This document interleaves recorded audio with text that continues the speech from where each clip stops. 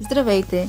Днес ще обсъдим темата за ремонт на родословното ни дърво чрез професии при биодекодирането. Професия, хоби или дейност, която практикуваме, има символично значение.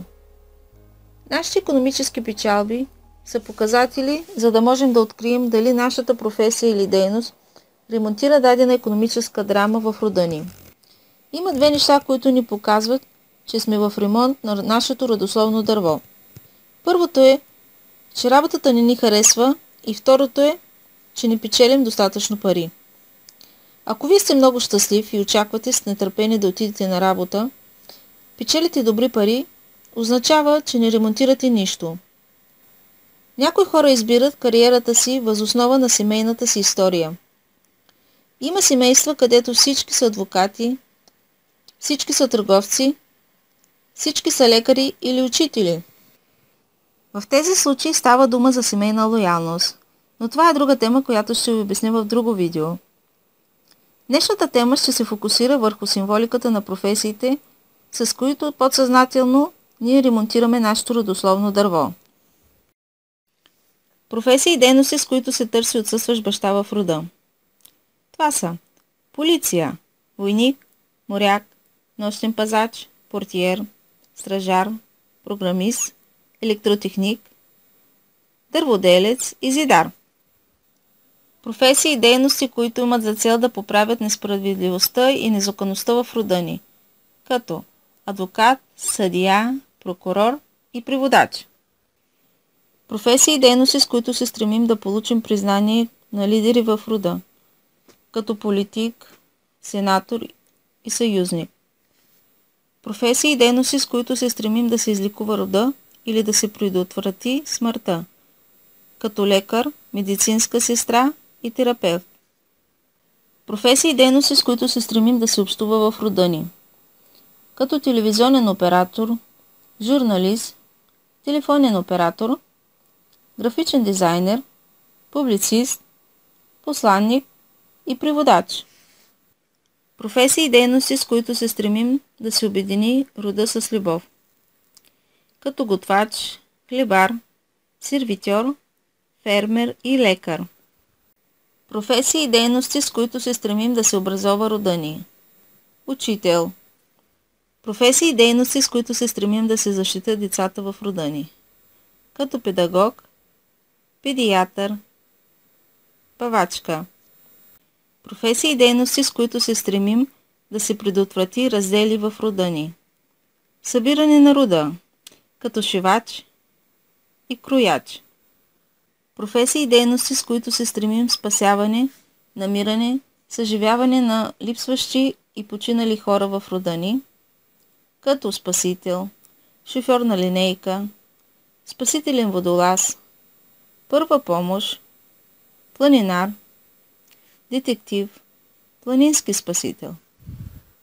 Професии и дейности, с които се стремим да дадем радост на рода ни, като музикант, певец, комик, клон и цветар.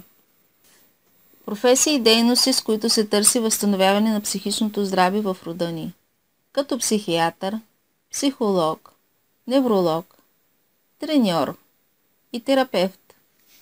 Професии и дейности, с които се стремим да дадем дом на рода ни, като строителен инженер, архитект, строител, декоратор, бояджия.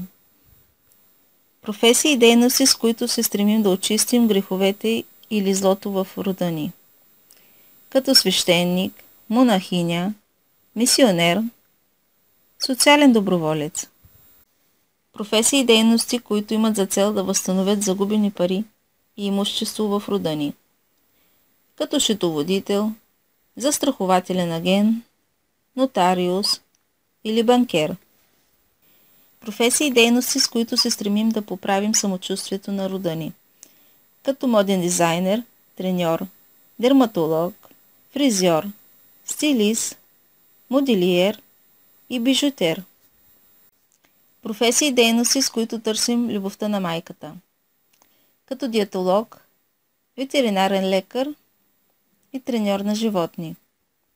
Професии и дейности, които имат за цел да се почисти или прикрие мръсотията на рода, като чистач, работник на пералня за химическо чистене, мияч, монтажист или тапицер.